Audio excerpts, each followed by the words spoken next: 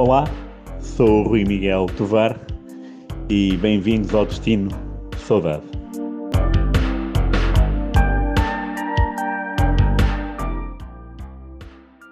Está a chegar ao fim o segundo mês de 2024 e esse é um bom ponto de partida para o nosso programa de hoje. Rui, muito bem-vindo. Olá, bom dia, tudo bem?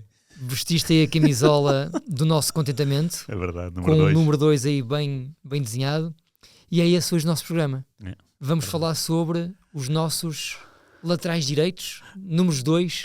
Não obrigatoriamente laterais direitos, não. Números 2. É verdade, até porque em janeiro fizemos o número 1. Exatamente. Guarda-redes. E agora e número 2. Vamos por aí fora, não é? Vamos até novembro, pelo menos. Depois, em dezembro não logo veremos. Não há promessas. Não há promessas. Números 2. Números 2, à cabeça, não estaria o Bruno Alves, mas como vi esta camisola ali no armário do 0-0, achei interessante porque o Bruno Alves ainda hoje é o defesa mais goleador da seleção portuguesa e representa uma larga fatia daquilo que foi o futebol, o bom futebol português da seleção, no europeu, sobretudo, europeu de 2012, embora tenha falhado ele foi o penalti contra a Espanha. Com a Espanha. É o Moutinho e ele, não é? Se não me engano, ou não? O Bruno Alves, lembro-me que falha o decisivo. A tirar a barra, não é? Eu estava lá, ao lado da ex-companheira, estávamos lá. Eu estava sentado ao lado da ex-mulher do Iker Casillas, como é que se chamava? Sara Carbonero. Sara Carbonero, exatamente. Okay. Ela ficou ao meu lado na bancada de imprensa por, coincidência. Sim, claro. E celebrou muito esse falhanço do Bruno Alves. Sim. Lembro perfeitamente. E o jogo foi em Donetsk, precisamente. Kharkiv foi um anterior. Foi com a Holanda. Foi na última fase de grupos. Também estivemos lá. Sim. O primeiro foi em Lviv. Os dois primeiros foram em Lviv. Lviv os dois, depois fomos para Kharkiv, Varsóvia e Donetsk, precisamente. E podia ser Kiev, não é? Kiev. Mas não foi. Mas Bruno Alves era um goleador, ajudou Portugal imenso com golos decisivos. Lembro-me um com a Albânia, Portugal a sofrer imenso, e ele marcou 2-1 nos descontos de cabeça. Fora esse jogo, não é? Fora. Ele tinha um poder de elevação. É na qualificação para o europeu, não é? Eu tenho ideia que sim. Tenho essa ideia. Tenho ideia que sim. Porque esse jogo é muito mau. Portugal fez um jogo muito mau. Péssimo, sim. E ganha mesmo, tinha de ganhares. Para lá do limite, sim. E pronto, é um número 2 e não é lateral. Lá está. É um central de corpo inteiro, não é? É um homem que se via bastante nas alturas, marcava muitos golos. O Portugal saiu disso beneficiado, mas quando fizemos esta troca de e-mails sobre o programa, o que é que iria ser o último programa do mês de fevereiro, que é bissexto, o ano é bissexto, e portanto fevereiro tem 29, e cai-nos esta fava neste dia, quinta-feira 29. A primeira memória que tenho é João Pinto, não é? E depois, então e o Porto também ganhou, o outro que levantou a taça dos campeões foi Jorge Costa, número 2. E no ano anterior levantou a taça UEFA, também era ele. Portanto, o Porto, 3 conquistas europeias, e nessas três, número 2 levanta, é engraçado. Sendo que em 87 não era para ser o João Pinto. Era o Fernando Gomes. Ou 9, ou Lima Pereira, 4, não é? Ou 5. 4 ou 5. Tenho dúvida, se a defesa central seria 4 ou 5. Eu tenho ideia que era o 5, porque o 4 era o Celso. Tá bem, okay, o Celso era muito 4. Ok. Portanto, seria o 9, não foi. E também não foi o defesa central, Lima Pereira. Aliás, a ordem foi inversa, né? O Lima Pereira lesionou-se primeiro, depois foi o Gomes. E jogou o Eduardo Luiz, a central ao lado do Celso, precisamente. Yeah.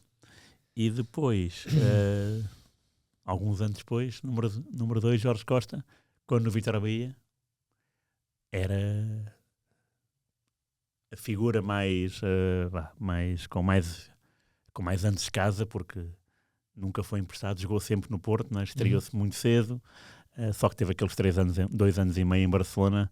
O Jorge Costa teve só meio ano, mas o Jorge Costa foi emprestado Marítimo e Penafiel. Mas no início. Exatamente, no início. E depois tem aquela saída para o Charlton. Meio ano para ir ao Mundial, 2002.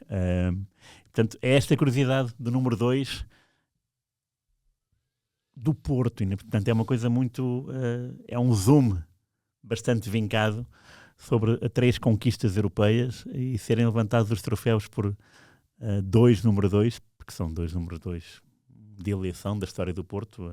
São daqueles nomes que nos últimos 40 anos estarão na cabeça de qualquer adepto e qualquer adepto que dirá as suas equipas preferidas, o seu 11 ideal, estará lá um ou outro, não é? São 2 jogadores com qualidade e sobretudo com anos de casa e de uma casa que deu muitos títulos, portanto tem uma elevação. Depois o meu pensamento seguinte foi, então, e o Veloso também é o número 2, portanto o Benfica o Benfica não, porque a bola iria à baliza, né? Se não fosse o Van Broecklem a defender, mas pronto, o Veloso foi quem falhou o penalti e também era número 2. E depois fui ver, então, mas o Moser perde 2 finais europeias, uma pelo Benfica, outra pelo Marseille, ambas 0-0 penaltis. O Benfica, quem falha, o único que falha é o Veloso, número 2. Marseille, Estrela Vermelha, o único que falha é o Amorroso, número 2. Manuel Amorroso. Portanto, o Moser devia estar aqui como convidado para falar sobre o número 2. Tipo, não é o 13, é o 2, né? O número de azar dele é o 2. É interessante porque depois disto, nos penaltis, a primeira memória que me veio foi o Carlos Ribeiro, que é um jogador do Belenenses. Lembro-me bem dele. Eu só me lembro deste muito através dos cromos, mas lembro perfeitamente do Carlos Ribeiro. Também havia o Galo. O Galo, sim, o Galo. Até mais... Sim, claro. Mas o Carlos Ribeiro, a fotografia que eu tenho dele é do penalti falhado numa eliminatória europeia. O Belenenses comete a proeza de, na época 88, 89, eliminar o detentor da Taça UEFA, na Taça UEFA, claro, o Bayer Leverkusen, 1-0, gol do Mulato 9 de cabeça em Leverkusen e 1-0 em casa, gol do Adão, livre direto. Adão, bom jogador também. De livre, aliás. Portanto, elimina o Bayer Leverkusen, detentor do título e treinado pelo atual campeão europeu de seleções, o Rinus Michels, que o Rinus Michels é campeão em junho. Muito bom. E em outubro está a jogar a eliminatória europeia com o Belenenses. Quem é que era o mister do Belenenses? John Mortimer, que é despedido, que sai a meio da época, entra o Marinho Pérez e o Marinho Pérez ganha a Taça de Portugal. Nesse ano, Joanico eliminou Porto, Sporting e Benfica. Fantástico. Portanto, nesta época, 2 treinadores cometem 2 proezas inacreditáveis, sendo que a proeza do Mortimer, para além de eliminar o Leverkusen sem sofrer gols, para além de eliminar o Bayern do Rinus Michels 1-0, eliminatória seguinte, Velez Mostar da Jugoslávia, okay? Para quem eliminou o Bayern, vamos lá, 0-0-0-0, penaltis, passa o Velez Mostar. Agora imagina uma equipa que faz 4 jogos, um deles com prolongamento, não sofre nenhum gol e é eliminado numa competição europeia. Não deve haver casos. Custa e é raro, é muito raro. E quem falhou o penalti? Um dos Carlos Ribeiro, número 2. E isso nunca me saiu da memória, porque primeiro o meu pai fez o jogo no Restelo e foi a Mostar. E lembro-me que ele falou muito bem da ponte. É Bósnia, não é? É Bósnia, acho que sim. E há uma ponte... Aquela ponte havia uma icónica ponte que de Mostar, depois foi destruída na Guerra dos Balcãs. Mas o meu pai veio lá com essa referência da ponte e o Belenenses foi eliminado e um dos penaltis, número 2, Carlos Ribeiro. E pronto, este era o que eu tinha planeado sobre o número 2 a nível nacional, que são de facto, é um número que tem uma carga emotiva muito, muito forte. Haverá muitos mais, sei lá, se eu fosse fazer o histórico, não é? E se fosse jogo a jogo fazer o... Mas é curioso teres começado por 3 nomes do Futebol do Porto que são quase sagrados. Sim. O Jorge Costa e o João Pinto, então. No Museu do Porto está lá a equipa está lá o 11 ideal, estarão lá os dois, não? Sim. O João Pinto fez claro. O Jorge Costa, tenho algumas dúvidas, não sei se é o Ricardo Carvalho e o Aloísio. Agora tenho dúvidas. Portanto, destes 3, 2 será. Pois, claro. Portanto, entre Jorge Costa, Ricardo Carvalho e Aloísio, 2 deles são os centrais da equipa ideal. Tenho dúvidas. Mas o Jorge Costa e o João Pinto simbolizam daí o facto de, lá está, o receber e vestir o número 2, no caso do Jorge Costa, foi uma passagem de testemunho muito pesada. Claro, é? Sim. E agora o número 2 do Porto é o Fábio Cardoso, com muito respeito e simpatia, porque é de facto muito bom rapaz, já o entrevistei, uma simpatia, mas não tem nível, nem tem ligação histórica suficientes ao clube para vestir um manto tão pesado como aquele. Sim. No Porto é o número 2, Claro, sim. No Benfica será o outro número, no Sporting não sei se também será o número 10, eventualmente. Sim. Aliás, no Sporting, aproveitando esta reflexão para mudar para o Sporting, estava aqui a ver se me lembrava de algum número 2 marcante e não estou a conseguir chegar assim a grandes nomes. Lembro-me muito bem do Nelson, e na semana passada, a propósito do João Oliveira Pinto, falámos sobre ele e aquela dupla com o número 7, que era o Figo. Se não me engano, o Saber também era o número 2, não sei até que ponto também não seria o número do César Pratos. A partir do momento em que os números... Pois. É curioso que eu identifico mais os números do passado quando não eram fixos do que agora, que são... Até pode haver um jogador que representa o número uma década inteira. A diferença é que tu sabias, se aquele rapaz fosse titular e estivesse naquela posição, à partida seria o número 2. O Carlos Xavier, por exemplo, que era um médio de raiz, muito bom jogador, lembro-me de o ver a jogar no Sporting como lateral direito. Também, claro. Sim. E sempre com aquela splash habitual dele. E agora estou-me a lembrar, o Abel Xavier, o da mão de França-Portugal, seria o número 2. Dás-me uns minutinhos? Se calhar não era. Quer dizer... Não, em europeu já tenho não dúvidas. Mas vê, vamos ver. 2000. Era outro número atravessado. No Benfica, um lateral direito que, por acaso, também teve uma fase muito boa e depois desapareceu um bocadinho, apesar de ter continuado a carreira bem em Guimarães, foi o José Carlos. José Carlos, sim. Que hoje é comentador da Sport TV até. Era um bom jogador. É verdade. Teve também algum azar com a concorrência, provavelmente. Teve aquele jogo com o Barcelona, não é? Que o marcou, digo eu. Sim. Pelo menos marcou a carreira dele. Falaste há pouco tempo sobre isso até aqui. Há umas semanas. Foi a propósito do aniversário do Stoichkov. Stoichkov, talvez. Talvez. E houve um leitor atento que até falou sobre... Não falaram sobre o que passou ao Aloísio numa noite europeia. E quando eu li isso, pensei para mim, é mesmo verdade.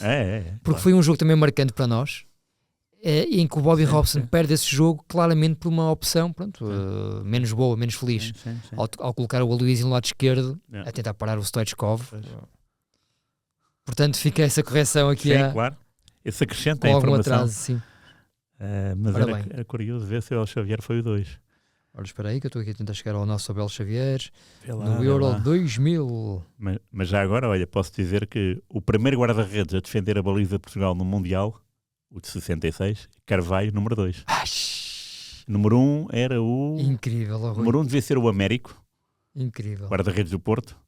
Número 2, Abel Xavier. Número 2, Carvalho. Número 2, Abel Xavier. Número 2, Carvalho. E o 3, o José Pereira. O José Pereira depois é que faz o Mundial todo. Mas o primeiro jogo é do Carvalho, que comete um erro no golo e o Autoglória troca-o pelo José Pereira, guarda-redes do Belenenses. Sendo que o Carvalho tinha se estreado no último jogo de qualificação, no penúltimo, aliás. Temos notícias frescas. Diretamente do Roi, do Rei Baduíno, em Bruxelas. Sim, em Bruxelas, Rei Baduíno. O número 2 deste jogo foi Jorge Costa. Olha, então pronto, está bem. Abel Xavier é o quê? Portanto, o nosso Abel Xavier vestiu a camisola 14. 14, ok, boa. Nesta tarde, final de tarde, de má memória. Nosso número 14. Portanto, aqui o número 2 está inocente. Ainda bem. Está inocente. Agora é que passou-me pela cabeça que poderia ser o homem da camisola 2. Depois há imensos exemplos. Lembro-me de uma situação estranha. Número 2 da Itália agora, no Europeu 88, o 2 era o Baresi, que depois, e atenção, só soube disso com este programa, porque para mim o Baresi é o 6, não é? Do Milan, e de repente fui ver, mas o Baresi era o 2 no Europeu 88, e de facto, ele está lá a representar a Itália, número 2, só depois é que virou o 6, e entretanto fui à procura de outros italianos, e esbarrei no Bergomi. E o Bergomi nome histórico. E não é, o nome é histórico, mas tem que haver razões para ser históricos. Já para não falar de ser One Man Club, não é? Sempre do Inter, o que é meritório. Ganhou 3 taças da UEFA e só foi campeão italiano uma vez. Mas foi tantas vezes campeão mundial como italiano. Pá, o que é inarrável para um jogador que esteve no Inter épocas e épocas e épocas e épocas. E eu depois fui ver. Ele no Inter de tem 79 épocas... a 99. 20 anos. 20 anos no Inter. Ele tem épocas em que não é o número 2 da equipa, por exemplo. Tem épocas em que é o número 3. Ele às fez vezes 759 jogos oficiais pelo Inter. E o Zanetti ultrapassou. 700. O Zanetti, que é outro. Lá está, o Zanetti acaba a jogar muitas vezes como lateral direito, sim. Mas inicialmente era um médio. É médio, sim. Era um médio. Aliás, no Futebol Manager ele tinha sempre aquelas várias posições. Era, pois olha, não sabia. Era. Mas o Bergami era central. O Bergami também era central. E depois vai para lateral direito também. E esquerdo. E esquerdo. Ele joga 3 mundiais, Rui. Joga 4, não é? Espanha, México e Itália. Ainda vai oferecer 98. Não estava a contar mundiais. isso. Não, mas a curiosidade é essa.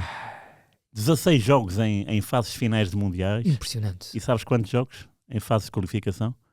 0. Não. 0 jogos. Estás a dizer-me que o Bergami nunca jogou por Itália em um minuto. em fases de qualificação? De mundiais, nunca. Como é que é possível? Haverá alguma explicação que tu vais dar? É possível. É possível porque ele quando jogou o Mundial 82 tinha 18 anos. Ok. E tinha já bigode. Portanto, foi uma chamada surpresa, digamos assim. Sim, daqueles. Ainda faz 3 jogos, mesmo assim no Mundial. Sim, faz 3 jogos e os três estão devidamente justificados. Primeiro, entra a meio do jogo com o Brasil para o lugar do Kolovati. Okay. Depois, joga na meia-final com a Polónia, que é o jogo seguinte, joga a titular por a suspensão do Gentile, que o Gentile tinha feito gato-sapato do Maradona e do Zico. Gato-sapato não, tinha feito 1001 tropelias. Saquinho de porradas, sacos de porrada. Portanto, foi suspenso por amarelos, o Gentile, entrou o Bergami titular. E na final, o Bergami entra para o lugar do Antonioni, o número 10 da Fiorentina, para marcar o Rummenigge. Foi muito bom. Rummenigge, que era, nesse dia, o melhor marcador do Mundial, juntamente com o Paulo Rossi. Cada um tinha 5 golos. 3 joguinhos, é verdade. Incrível. Estou agora aqui a ver. E só um a titular. Portanto, 2, ele sai do banco. Tinha 18 anos. Obviamente não tinha feito nenhum jogo de qualificação. Pronto, ok, passou. É campeão do mundo. Atenção, 18 anos e bigode. Porquê bigode? Para dar um ar de respeito para o teu adversário. Diz ele. E é curioso porque tu vais ver as fotografias e, de facto, ele com bigode demonstra... Nós olhamos para ele e não o vemos como um miúdo de 18 anos. Sim. Vemos um homem. Eu estou a deliciar-me com a ficha dele aqui no 0-0. É impressionante. Sim. Impressionante. E depois, portanto, Itália é campeão do mundo, não joga qualificação para o Mundial do México, não é? Portanto, o Bergami salta essa qualificação. Depois, Mundial 90, quem é que organiza? É Itália. Itália. Não vai. Portanto, ele não faz outra qualificação e vai. Sendo que ele nesse Mundial 90 é o capitão da seleção italiana. Em casa, sim. E atenção, Itália com Baresi e Maldini. Esta Itália lembro já muito bem. Esta de 90 já me lembro. E não perdeu nenhum jogo nesse Mundial, a Itália. É eliminada na Argentina nos penaltis. O verão do Toto Schilacci. Exatamente. Depois, e em 98? 94. Não é convocado, porque não joga, porque ele está mesmo, ele fica mesmo afastado da seleção. Ele podia ter jogado 5 mundiais. Não, mas falhou de 94. Nunca mais foi à seleção e depois volta em 98, mas volta mesmo em 98. Ele é convocado pelo César Maldini em 98 para um jogo de preparação e o César Maldini, então olha, tu tens jeito para isto, bora lá jogar. E ele faz um jogo, ele vai ao Mundial, mas era para não jogar, porque o titular era o Nesta. De repente o Nesta lesiona-se, entra. Portanto, a história do Mundial em 82 começa com uma lesão e ele entra, e acaba com outra lesão e ele a entrar. E a cumprir. Portanto, 4 mundiais. Rui, é delicioso ouvir isto. Se não me engano, 16 jogos, 11 vitórias, só uma derrota. Será com quem a derrota já agora? Estou a pensar... Em 98 não perde nenhum jogo. Não perde não, porque a Itália é eliminada pela França nos penaltis. Nos penaltis. Não, ele a perder é 86. É com a França. 86 no México. Ok. Só pode. 0-2. Ok. Platini e Stopirra, pois. Portanto, ele ganha 11 dos 16 jogos em mundiais, é campeão do mundo em 82 e faz 0 jogos de qualificação. Isto é um caso que não existe. Mas calma. É inacreditável. Bergami é o primeiro defesa italiano a marcar 2 golos no mesmo jogo pela seleção. E é o único até agora a ser expulso por ter visto 2 amarelos no último minuto. Ele entrou aos 88 minutos e foi expulso aos 90. O Bergomi, que é um... Tranquilo da vida. É uma joia de pessoa. Foi expulso por... foi 2 faltas seguidas com a Noruega. Vê 2 amarelos e é expulso. É impressionante. Epá, são coisas que não... Todos os registros à volta do Bergomi são marcantes, não é? Todos. Marcantes, raros, únicos. E ele na altura do Covid, ele apanhou Covid e depois superou. Sim, teve mal e recuperou. Outra vitória, outra medalha de título mundial. E como sabes, esse aí já é um tema que me diz muito. Sei, ele tem 60 anos, hoje em dia, o Bergomi. Deve estar aí para as curvas, acredito. Nem sei se ele tem alguma ligação ao futebol atualmente. Deixa-me ver aqui no ZZ. Também não sei. Por acaso se ele tem alguma ligação ou não. Aparentemente não. Assim nada de muito relevante, pelo menos. Mas de facto é um número 2 que merece perfeitamente estar aqui nos nossos quadros. 20 anos no Inter, 5 mundiais. Eu admito que se fosse o Joker da RTP ia falhar esta resposta, porque 98 eu já não me lembrava dele. Sim. O último Mundial já é completamente fora da caixa, não é? Sim, foi mesmo quase um salto de fé do Cesare Maldini pelo Bergomi. E repara, ser eliminado de 2 mundiais por penaltis deve ser duro. Claro que sim. Duro, porque a experiência é inarrável, né? 4 mundiais, desculpa, disse sim. São 4, porque ele salta 94. Sim, 94 não joga.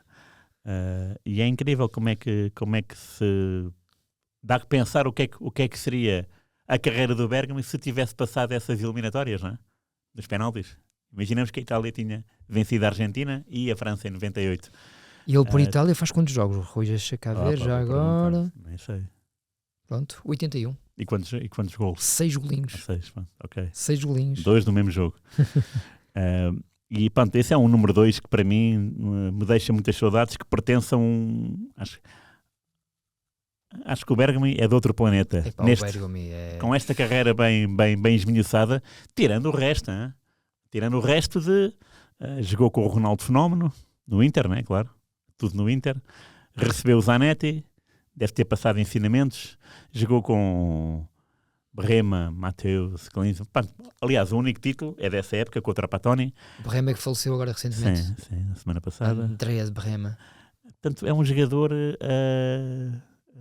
fantástico, formidável, que merece aqui esta recordação. Atenção, eu quando me abalancei este programa, número 2, eu até estava na dúvida, ele é 2 ou 3, eu nem tinha bem a ideia, porque para mim ele era central e lateral esquerdo. Portanto, o número 2 não era muito o número dele, mas não, ele é número 2, de facto, incrível. Para mim, lá está, sem grande rigor, se me perguntasses, eu diria sempre preferencialmente lateral direito, mas no início de carreira muitas vezes também central. Sim, e um jogador limpo, ao contrário de muitos italianos daquela época. Sim. Embora o Baresi também fosse um exemplo de elegância, o Maldini também. O Baresi até não era, acho eu. Não era muito faltoso, pelo menos. A não ser que haja aqui... de homem a homem, não é? Era um homem que ficava mais de líbero. Para orientar. Mas o Bergomi no início da carreira era mesmo man-to-man marking, não é? Homem a homem. Tanto assim é que foi ele que marcou a instrução do Enzo Berzotto na final foi vais seguir o Rummenigge, que estava com o Rossi com 5 gols. Portanto, o Rummenigge era um briga à solta, embora tivesse ligeiramente lesionado, isso é verdade. Mas tinha marcado um gol à França na meia-final, portanto, era um homem de respeito. E o Bergomi secou. Tanto assim é que o Rummenigge foi substituído a meio da segunda parte. Portanto, isto só para se ver a qualidade da marcação do Bergomi. Muita qualidade.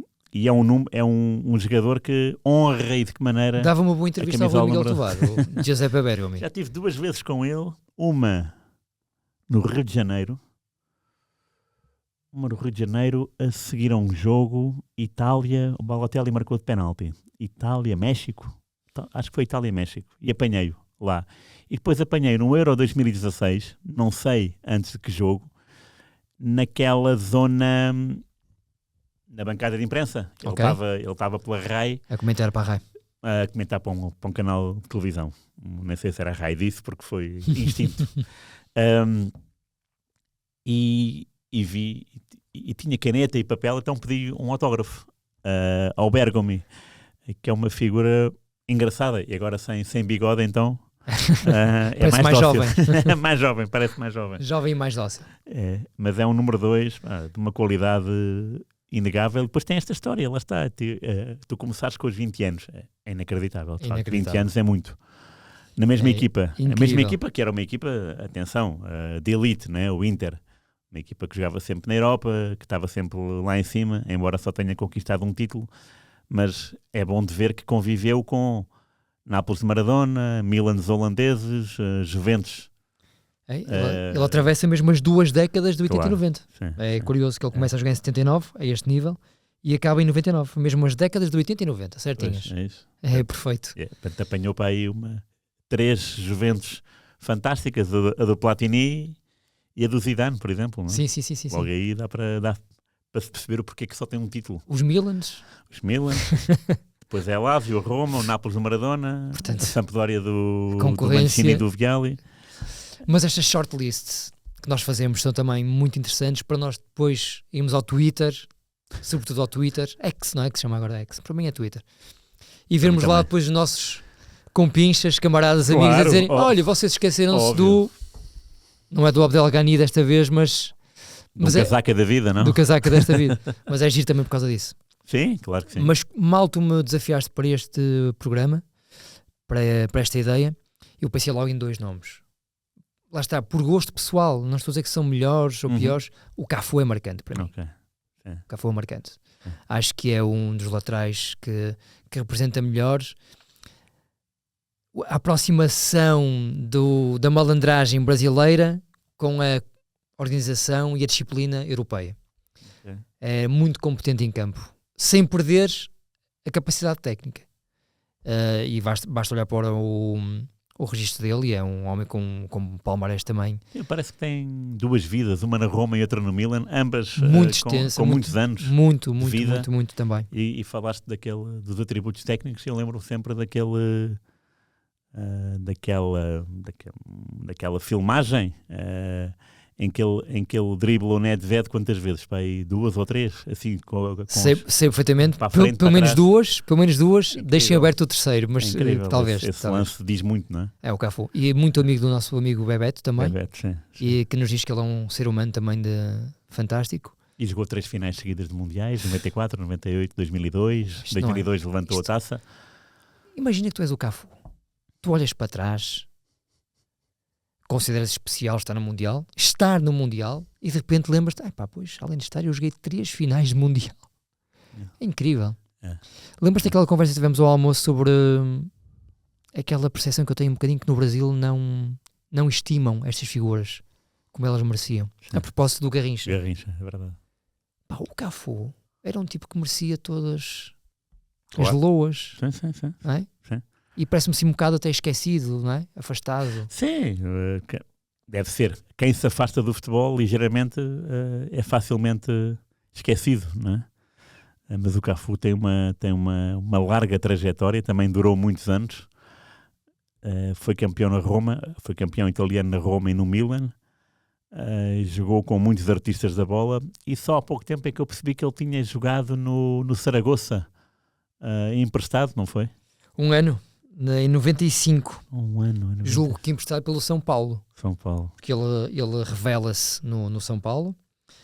Depois tem essa pequena experiência no Zaragoza que é muito esquisita, mas está lá. Depois volta ao Brasil para mais 3 anos no Palmeiras e depois inicia... No Palmeiras o quê? Com o Edmundo, essas equipas todas? Essa equipa do Palmeiras, não é? Que é uma equipa também inesquecível do Verdão. Então são 3 vidas que ele tem: Palmeiras, São Roma Paulo, e Milan. Palmeiras, Roma e Milan. Ou seja, eu diria 4 vidas. São Paulo, ligação grande. Palmeiras, ligação grande. Roma e Milan. Mais o Brasil. Roma de 97 a 2003 e o Milan de 2003 a 2008. Sim. E aqui pelo meio lá está, 1, 2, 3, 4 mundiais, 1, 2, 3, 4 Copas Américas e a Confederações de 97. É de facto um jogador inesquecível. E o segundo que eu tinha na minha lista, e este um bocadinho mais fora da caixa, mas que na altura, não sei porquê, achava que ele era estupendo. Bio do Penafiel. Bio do Penafiel era muito simpático. Foi-me abrir a porta do estádio uma vez, já te contei essa história. Mas era o Eric Gerrits, boa. da Bélgica. Sim. Da Bélgica. Boa, sim. Lembro perfeitamente de estar a ver os jogos do PSV e da Bélgica e de achar, este gajo é muito bom. Era bom. Este gajo é muito bom, o Eric Gerrits. Sim, boa. Eu a propósito do 2 do Cafu, depois fui ver, porque estavas a falar e estava a pensar, o primeiro brasileiro a levantar a taça do mundo é o Bellini. E eu tenho ideia que é por B. Bellini é por B. Atenção. É o número 2. A não ser que seja Bellini e sejas um tripeiro convicto. Não, Bellini acho que é o 2, número 2, do Brasil 58 e do Brasil 62. Portanto, é ele que levanta a taça. E é ele que o gesto célebre de levantar a taça para a fotografia é do Bellini. Isso é como o B do Bellini, é indiscutível. E tenho ideia que ele é o número 2. Já vamos ver isso. Já vou confirmar isso. Tenho ideia que ele é o número 2, portanto lá está. Também é um número pesado no Brasil, pesado, porque sem dúvida. 58 levantou, 62 não sei se era o capitão Alberto. ainda. Carlos Alberto, não é? Era o 2? Pô, não me digas. Lateral direito era. Pois. Também já vou ver isso. Mas aqui o Eric Gerrits, que eu acho que também era o 2 da Bélgica, e não sabia que ele tinha jogado no Milan. Não. Lembras-te? Jogou. Lembravas-te? Mas é muito pouco, não é? Uma época, pois. 13 jogos. Sim.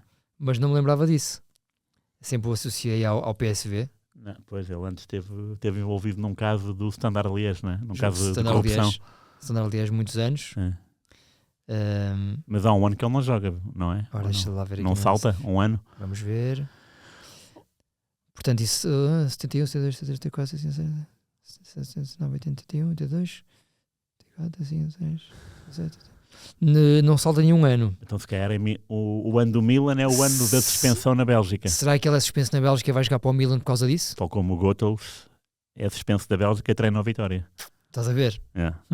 Se calhar. Mas ele foi suspenso. É, porque este ano aqui no Milan está um bocadinho fora da caixa no meio da carreira dele. Pois.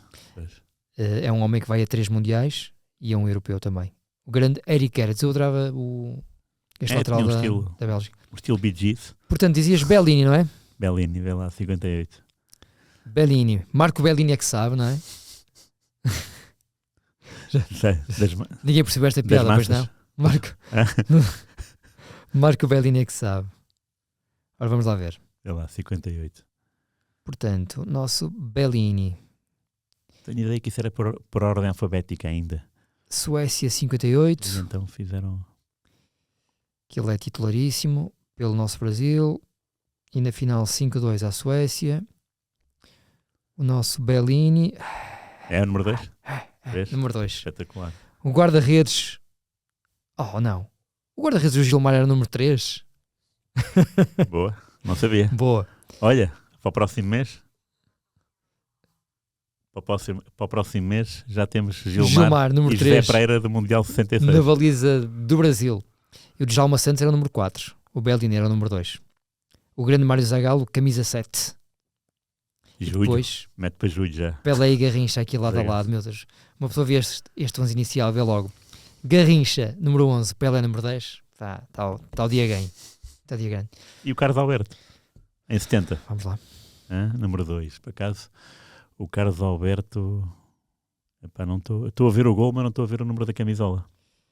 Carlos Alberto. Nós, felizmente, no nosso ZZ temos tudo. Nosso querido 00. Carlos Alberto. 00.pt. Porta-aviões de informação. Maior dado. Database. Ora, aqui está. Carlos Alberto. Vamos lá ver. Mundial 70, final. O capitão do Tri. É verdade. O capitão do Tri no México 70, em que faz 6 jogos e 1 golo, aquele golo à Itália, aquela jogada maravilhosa. E nesse jogo contra a Itália, vamos lá ver qual é que é o número do senhor Carlos Alberto. Seria o 4. Eu posto no 2. Isso era espetacular. É só o meu telemóvel abrir aqui a ficha. Isso era lindo, pá. Estamos lá. Ser Bellini, Carlos Alberto, Cafu, era um legado do número 2, interessante. Aí, número 4. Era o 4? Número E o 2 4. quem era? Brito. Brito, ok. Brito. Everaldo 16, Piazza 3, Clodoaldo 5, Rivelino 11, Gerson 8, Jairzinho 7, Tostão 9 e Pelé 10. Portanto, os 5 número 10, cada um deles com o seu número diferente. Claro. Ok, eram 4, pois, está bem. Mesmo assim, Bellini e Cafu, está bom. Ou seja, de 5 títulos, 3 com o número 2. Portanto, nós aqui nestes quadros destacamos o Veloso e o João Pinto a nível nacional. Ok, e mais? O Cafu e o Bergomi a nível internacional. E há bocado estavas a falar do Cafu e falaste da malandragem brasileira, depois fizeste aquele gesto, e aquele gesto veio-me Alemanha. E eu, quer dizer que vai dizer? Não, disseste europeu. E tudo bem. Mas eu lembrei-me, falaste na Alemanha, e a coisa é o Hans-Peter Briegel. Hans-Peter Briegel. Sempre foi Meias para fenómeno, baixo. meias para baixo. Nunca jogou com caneleiras na vida. Porquê? Nunca. Ele não levava pancada, ele só dava. Mas o que ele fazia? Isto está cronometrado e é oficial. 10.8. Aos 100 metros? Ou 10.8. Não sei qual é que é o recorde agora, mas temos que ver que isto é em 80. Nessa altura não haveria muita gente no mundo a fazer. Ele era um atleta por definição, sim, e também praticava atletismo. Ok. Sim. Isso desconhecia. Praticava atletismo. Mas estou a ver claramente a figura dele, e bem constituído, alto. Mas sequíssimo. Exatamente. Não é? Sequíssimo. Pernas compridas e as meias sempre para baixo, sem caneleiras. Sim, sem caneleiras. Esteiras pretas, claro. Óbvio. E eu fui dar essa informação hoje, eu nem sabia. Claro que lembro-me de ver das meias descaídas, mas depois fui dar a uma revista alemã de que gosto muito, mas já não li há muito tempo, fui dar, que são 11 amigos. O título é 11 amigos. Exatamente. Também gosto muito. E fui dar um texto sobre ele, pronto, e traduzi, digamos assim, não é?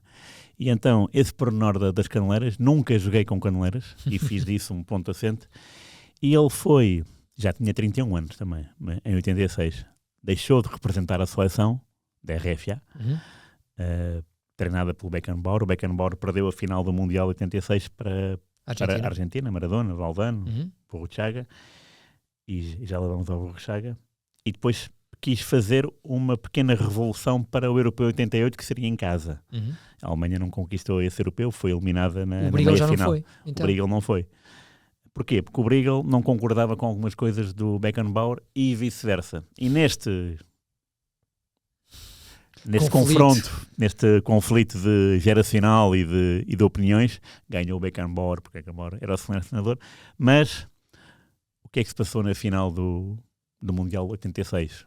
O golo da Argentina, o definitivo golo da Argentina, o 3-2, depois da Alemanha recuperar de 0-2 para 2-2, é um lance muito bem visto pelo Maradona, é uma desmarcação fantástica, e o Burruchaga aparece no corredor do Briegel. Perfeitamente, sim. E o que é que se passou nesse lance? Toda a defesa subiu, menos o Briegel.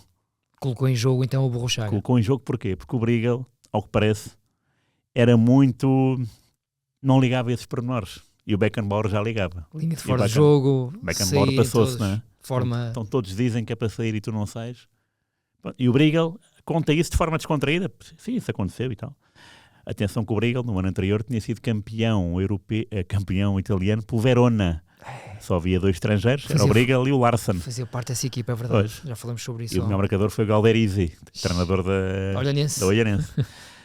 E portanto o Briegel tinha este lado também latino, não é? Tipo, não vou ligar ao que tu dizes, vou fazer o que eu gosto. E pronto, tira o gol do Burruchaga. Mas a imagem, antes de eu ler isto hoje, a imagem que eu tenho do golo é: nunca vi ninguém correr tanto atrás de um avançado como o Briegel. É claro que se calhar já vi, mas lembro perfeitamente, se calhar por ter visto tantas vezes esse jogo ou esse golo, de ver ele a tentar correr atrás do prejuízo, e do Burruchaga também a correr bastante. Se calhar o Burruchaga é que fez a corrida da sua vida com bola. O Briegel foi sem bola. Mas lembro-me desse lance do Burruchaga, eu diria, mais um segundo e o Briegel derrubava ou apanhava, ou não sei. Mas lá está, o número 2 da Alemanha, da RFA, que antes estava entregue a um marcador exímio de penaltis, que era o Kaltz, o Manfred Kaltz, do Hamburgo, que fez uma carreira fantástica no Hamburgo. Também era número 2? Também era número 2. Este sim, era tipo... Sim, incrível. Ainda hoje tem um recorde de penaltis, 53 golos de penalti na Bundesliga, na Liga Alemã, em 76. Incrível. Em 76 penaltis marcou 53. E é o recordista. 53 é muito, né? Num clube. Num clube não, numa carreira, 53. Uma carreira é muita coisa, E pronto, isto para falar de número 2. Claro que haverá muitos mais número 2. Isso agora até vai ser engraçado ver no Twitter, espero eu, reações. Esqueceram-se do... Nós há umas semanas esquecemos do João Brites. É verdade. Ainda bem que falaste sobre isso. Grande adepto do Atlético da Tapadinha. Da Tapadinha. Atenção. Porque além de ser das pessoas mais simpáticas na abordagem que nos faz no Twitter, é das mais participativas. E não só, aquele não recebe só. O João é daquelas pessoas que nos ensina também. Sim. Aprendemos com ele. E até começou aquela rúbrica do... Sim. Faz hoje anos. Exatamente, muito giro. Começou com o Sócrates no dia 17 Exatamente. de fevereiro. E já houve muita gente que foi atrás dele. Também, pois, sim. Portanto, o João merece aqui esta referência. Nós há umas semanas esquecemos. Meia culpa. E ele manifestou-se até. Ele manifestou-se bem. Mas lá está. De forma cordial e bem humorada. Claro, bem humorada, sim. E eu, antes de fecharmos a primeira parte e avançarmos para o domingo desportivo, que também vai ser bom, só olhei para o nome, mas já sei que vai ser bom. Eu queria destacar aqui um lateral direito holandês. E não estou com nenhum nome na minha cabeça, mas em 88 era o Barry Van Arle. Eu acho que eles trocaram o Van Arle e o Van Tigelen. Eu acho que era o Van Tigelen no número 2. Deixa lá ver se eu chego lá. Eu acho que o Van Arle é só no Mundial 90. Eu acho que o Van Arle em 88 era o 20. Adrian Van Tigelen. Não, o 20 era o Walters. Desculpa. O Van Arle.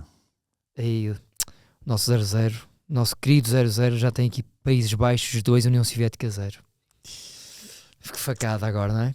Nós que somos defensores do desígnio holandês. Ora bem, nesta final de 88, o número 2, tu és tramado. Van Tigelen. Adrie Van Tigelen. Número 2, da Holanda. E o Van Arle era o quê? Número 6. Mas foram os dois titulares e jogaram 90 minutos. Sim, garantidamente. Van Breukelen, número 1. Número 2, Van Tigelen. Número 4, Van Arle. Desculpa, número 4, Ronald Koeman. Número 6, Van Arle. Número 7, Gerald Van den Burg. Número 8, Arnold Muren. Número 10, Ruud Gullit. Número 12, Mark Van Basten. Número 13, Erwin Koolman. Número 17, Frank Rijkaard. E número 20, Ian Wouters. No banco de suplentes, deixa-me ver se estava aqui. E o número 9, o John Bosman. Não fez nenhuma mudança neste jogo, o Mr. Rinus Michels. Para quê? Para que mudar? Inventar agora? Está tudo tão bem. Deixa-se estar tudo quietinho. Ainda dizem mal do Roger Schmidt que muda muito tarde. Isto é lindo, pá. Ele não mudava. Tu olha o Rinus Michels tranquilíssimo no banco. Para quê? Fazer substituições sem sentido nenhum, deixa estar. É o último treinador que não faz nada numa final do europeu. Incrível. Olha, agora por falar em finais de europeus e finais de mundiais, uma situação curiosa. Sobre o número 2. Há 2 golos de número 2 em finais de europeus. O primeiro é da Itália, Anastasi, número 2. Ok. Itália e Jugoslávia. E em 76, Dobias, um checoslovaco, marcou a RFA. Curiosidade da Itália, foi a primeira seleção a adotar numa fase final ordem alfabética. Daí esse avançado, o Anastasi, ser número 2. Número 2. A. Ok. Anastasi. Depois a Holanda fez isso. E essa lógica isso. também era aplicada aos guarda-redes? É uma questão de vermos. Boa pergunta. Olha, mas acho que é, porque o número 1 era o Albertosi. Pronto, até porque LMN, pois, Anastasi. Pronto. Calhou bem, não é? Calhou bem.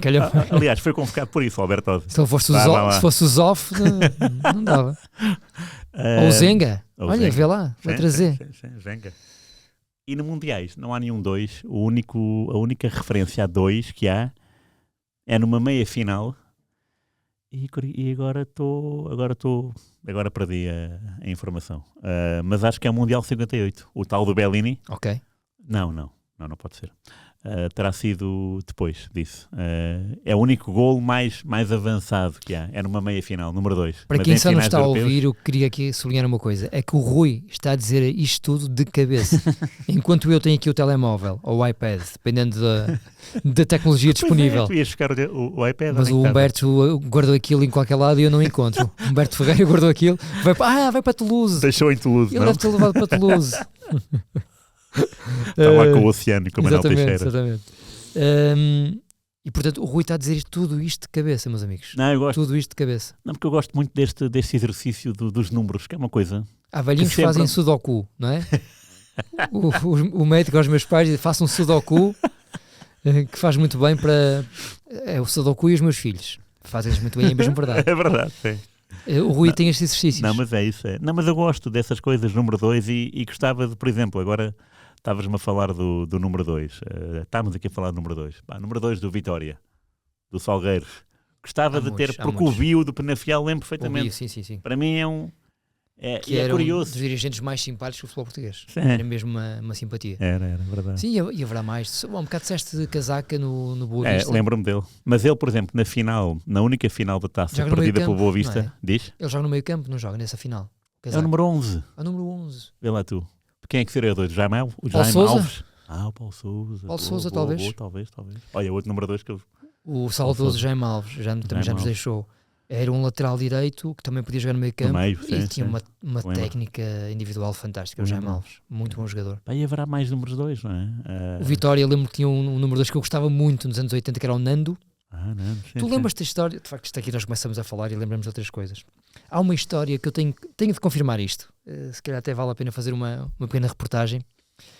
O Vitória Sport Clube de Guimarães vai fazer uma pré-época ao Brasil. Já sabia que ias dizer isso. Tu conheces a história? Do Nando? Baleado. Sim. Essa história é real? Ou é imaginação minha? Não, lembro-me de ler na bola. Lembro perfeitamente de ler isto na bola. É que eu estava aqui a falar na redação e ninguém se lembrava. Depois não tive tempo de pesquisar. Houve um stress qualquer com um tiroteio e com bala. Agora que falas no Nando, poderá ser, sim. Haveria uma série de nomes desse Vitória que tenho na cabeça. Tenho ideia que foi o Nando Costeado. Que foi baleado. Costeado também lateral direito. É? Olha, vez. Mas pronto, olha, já fico aqui com o teu conforto emocional. Não, lembro muito bem disso. Lembro muito bem. Olha outro número 2, digo eu. O Arturo Correia. Arturo Correia, claro. Arturo Correia, também mítico, não é? Arturo Correia. Sporting e Benfica. Sim, Sporting e Benfica. O Gabriel, nosso amigo Gabriel. Gabriel, taxista. Espetacular. Que uma vez tu deixaste-me ali ao pé daquele para o restaurante do 13, na Foz. Ele estava ali, não era?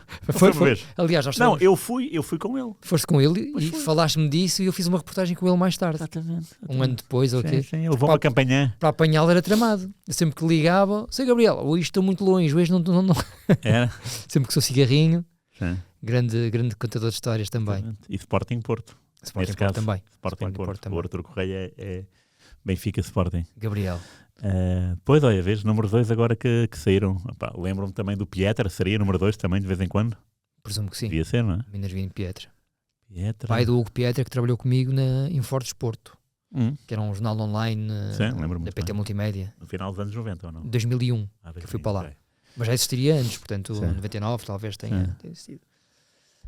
Ruizinho, de número 2, estamos nós já de papo cheio, não é? Acho que não. Acho que não. Mas vamos lá. Não me digas que o Domingo Esportivo é com o número 2. Vamos ver. Epá, não me digas nada. Vamos ver isso. Meus amigos, vamos em frente para o nosso Domingo Esportivo. Domingo Desportivo.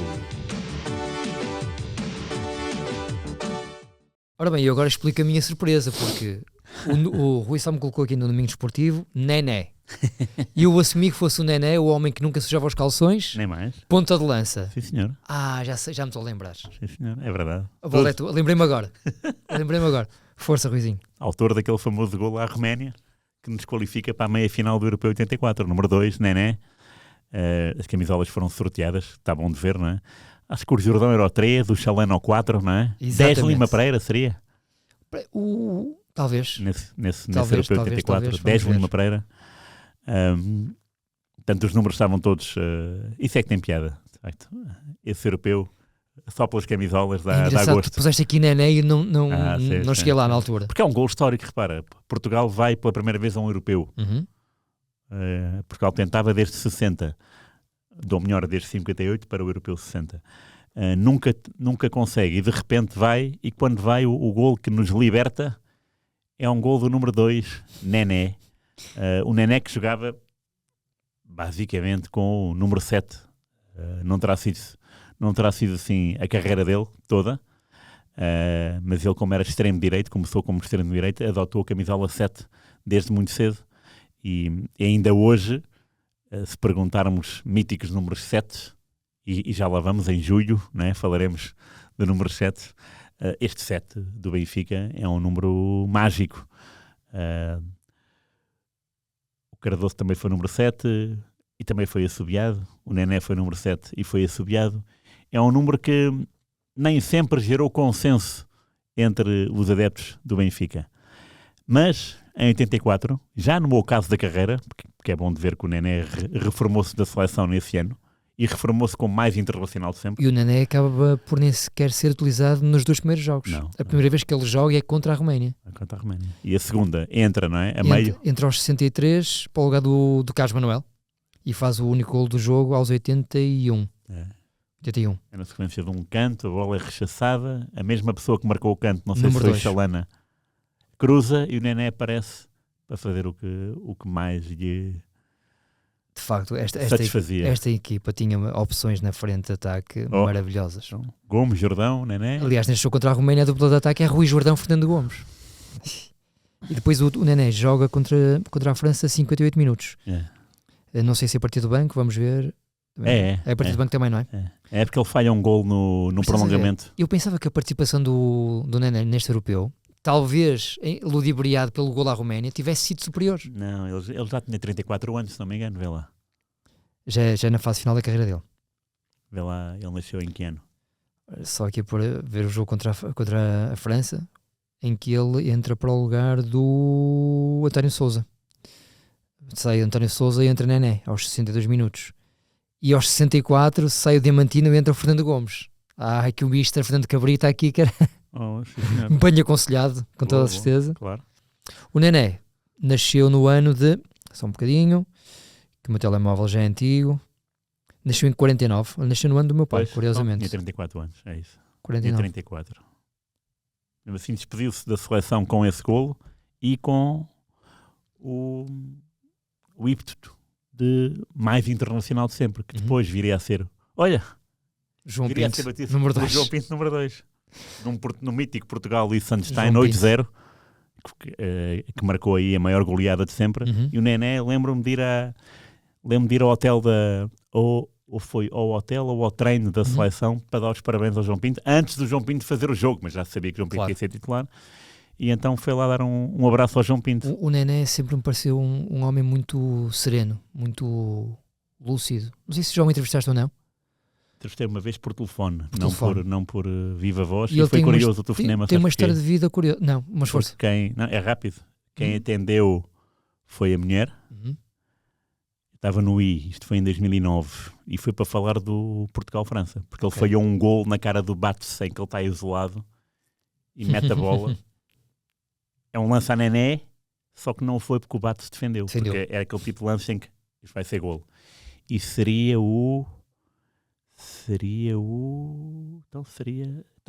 2-2? Não, estava 2-1, era o 3-1. Era o 3-1 para Portugal. Era o 3-1 para Portugal. Só depois é que a França reagiu, porque os golos da França foram naquela baliza depois. Portanto, seria o 3-1 no prolongamento, por isso é que eu digo que ele veio do banco. E conseguiste falar com ele nessa altura? Atendeu uma mulher, reconheceu a minha voz e do meu pai, né? Através do meu pai. É igual a tua voz. E passou... É o que dizem. Se calhar pensava que era o teu pai até. 2009. Eu vou dizer porque não. E passou ao telefone ao Nené. Eu vou chamá-lo. Chamou e o Nené, não quero e tal. E lá do fundo eu ouvi a voz dela. Não, vais falar com o filho do Rui Tovar. Muito bom. E pau. Muito bom. E ele veio falar contigo. Nesse ponto, o telefonema continuou como se nada fosse. E era só sobre Portugal, era só sobre Portugal-França, quem me dera a mim que fosse sobre a carreira, porque... Claro. Mas aí por telefone não dava. Nunca consegui falar com o Nené. Não, mas é uma pessoa... Esquivo, é uma pessoa, nesses contactos. É muito discreto. Muito discreto. Mas tem, pelo que sei, e pelas reportagens que já vi, tem um acervo da carreira dele, tem tudo apontado à mão. Marquei, fiz, aconteceu. E eu não quero entrar muito na vida pessoal do Nené, obviamente, mas fiquei tocado, positivamente tocado, pela lucidez e pelo discurso, depoimento que ele teve na biografia do filho dele, filha, portanto fez uma transição de sexo. Sim. E atenção, digo isto com total respeito, porque não deve ser fácil para um pai que durante alguns anos tem um menino depois faz a transição de sexo. E o Nené fez aquilo que eu faria, qualquer pessoa que ama os seus filhos faria, que é estar completamente ao lado do filho e apoiá-lo até ao limite. Mas digo isto porquê? Porque o mundo do futebol nos anos 80 deveria ser extremamente machista. E seria se calhar mais fácil para o Nené, perante os amigos, esconder isso do filho dele. E ele não. Teve esse peito aberto, esse coração cheio, e deu prioridade à felicidade e ao equilíbrio do filho. E eu li isto quando tu mandaste, por acaso fui pesquisar um bocadinho, e as palavras dele são muito bonitas, são tocantes, e fiquei muito contente ao ler isso, porque era exatamente aquilo que eu gostaria de fazer, se por acaso isso acontecesse na minha vida. Perfeito. Foi, ficou muito bonito o Nené. Grande Nené, o homem que não sujava os calções e que atendeu o filho do Sr. Rui Tovar porque a mulher o obrigou. Foi lendário. Meus amigos, quem está a ver-nos através do YouTube, despede-se agora aqui de nós. Um grande abraço para vocês. Foi um prazer estar convosco, como sempre. Quem está connosco através das outras plataformas vai ter o privilégio de escutar a música que hoje foi escolhida por mim, não foi? Parece que sim, acho que é isso. Vamos em frente. Um grande abraço para todos.